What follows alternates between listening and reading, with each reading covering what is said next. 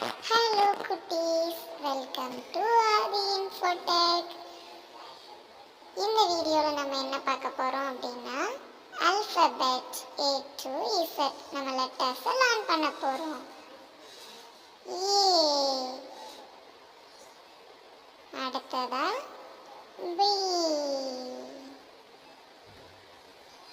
அடுத்ததா C, D,